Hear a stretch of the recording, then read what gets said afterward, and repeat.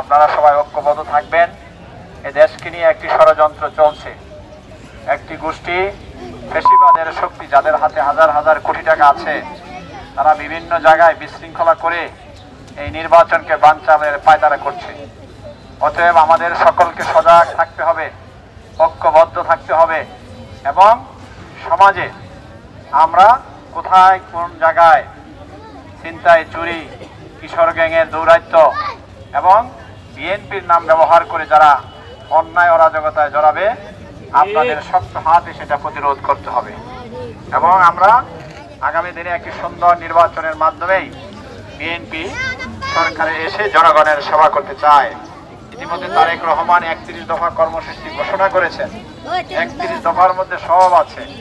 স্বাস্থ্য কিভাবে পরিচালিত এই দেশে, মেডিকেল হাসপাতাল কিভাবে উন্নত হবে, স্বাস্থ্যসেবা, কৃষকদের জন্য সব কিছু উল্লেখ আছে, মুক্তিযুদ্ধদের আছে, ইয়ং জেনারেশন যারা যুবক তারা লেখাপড়া শেষে কি করবে, তারা ট্রেনিংয়ের মাধ্যমে বিভিন্ন জায়গায় বিভিন্ন পেশায় তারা কার্যক্ষেত্রে যোগদান করবে, সেখানটাও 31 দফা আছে। আপনার 31 দফা অনুসারে আপনারা বুঝে পড়বেন, নেতারা এবং সাধারণ জনগণ নেত্রীদেরকে এটা তুলে ধরবেন, বুঝাবেন।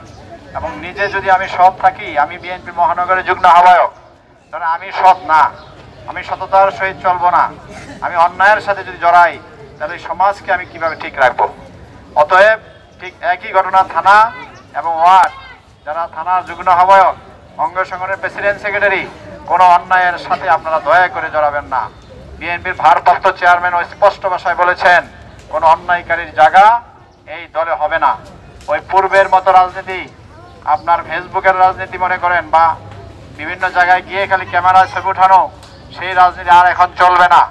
সমাজের বিভিন্ন জায়গায় বিএনপির বিভিন্ন টিম কাজ করছে, কোন দলের কোন নেতা কোন ব্যক্তি কোন কোন কোন কাজে জড়াচ্ছেন, ভালো করছেন না খারাপ করছেন, সব কিছুই মিডিয়ার মাধ্যমে বিএনপির হাতে কিন্তু এগুলো আস্তে আস্তে জমা হচ্ছে। আপনারা সাবধান হয়ে যান, নিজেরাই যদি সাবধান হন, নিজেরা যদি ভালো থাকেন, নিজেরা যদি সৎ হন, সমাজের মানুষকে বোঝানো সম্ভব এবং মানুষ তখন বুঝবে।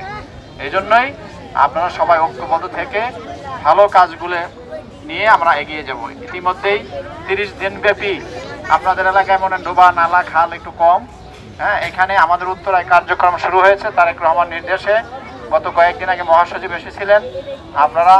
আমরা চেষ্টা করছি উত্তরার বিভিন্ন লেক, খাল পরিষ্কার পরিচ্ছন্ন করে এবং সেটাকে পানিকেও ক্লিন এবং পরিষ্কার করে মানুষের বসবাস বলতে কি, বসার যে জায়গা, এখানে দৃষ্টিনন্দন করা এবং আশেপাশে গাছ লাগানো এবং ওখানে বসার ব্যবস্থা করা, সকল কিছু আমরা পরিকল্পনা আমাদের হাতে আছে, আমরা ওভাবে কাজ করছি।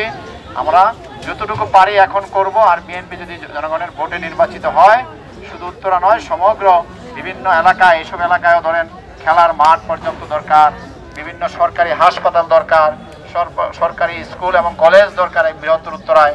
এগুলো বিএনপির পরিকল্পনা রয়েছে। ইনশাল্লাহ বিএনপি জনগণের ভোটের ক্ষমতায় আসলে এগুলো পরিকল্পনা বাস্তবায়ন হবে।